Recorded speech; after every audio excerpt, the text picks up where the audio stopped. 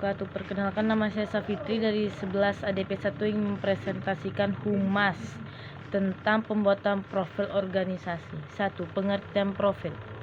Profil adalah informasi singkat yang berisi gambaran-gambaran umum organisasi, di mana organi bisa memilih poin-poin apa saja yang ingin disampaikan secara terbuka kepada publik, sesuai dengan kepentingan saran publik. Sedangkan organisasi merupakan suatu sistem yang terdiri dari beberapa elemen atau sekelompok orang yang dalam mencapai tujuan yang telah ditetapkan.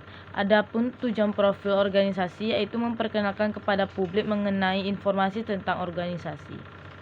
B. Struktur profil organisasi. 1. Nama dan logo organisasi perusahaan. Logo bagi perusahaan dapat memiliki visi dan prinsip cita perusahaan. Logo merupakan hal penting yang harus ada dalam profil perusahaan karena logo mencapai identitas perusahaan. Sejarah berdiri perusahaan. Dalam membentuk profil biasanya para perusahaan menyampaikan ulasan singkat mengenai sejarah terdiri perusahaan untuk memberikan informasi kepada pihak lain tentang landasan alasan perusahaan berdirinya. 3. Visi dan misi perusahaan bertujuan untuk memberikan gambaran akan cita-cita yang ingin dicapai oleh perusahaan dalam jangka panjang serta berbagai upaya yang akan dilakukan oleh perusahaan. Kegiatan dan kinerja perusahaan. Beberapa hal yang berkaitan dengan kegiatan dan kinerja perusahaan diantaranya. 1. Jenis produk yang ditawarkan. Produk merupakan barang atau jasa yang dideskripsikan secara jelas keunggulan dan fungsi produk dan berbagai hal lain produk. 2. Target market perusahaan, target pasar dari produk yang dibuat. 3. Portofolio perusahaan berisi pengalaman-pengalaman perusahaan dalam mengenai pengerjaan prestasi yang pernah dicapai, daftar berapa klien yang pernah dilayani.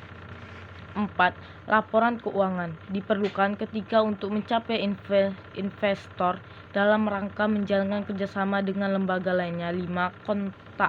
Kontak perusahaan terdiri dari nama perusahaan, nomor telepon, alamat email, alamat WhatsApp perusahaan, dan hal-hal yang berkaitan dengan kontak perusahaan. C.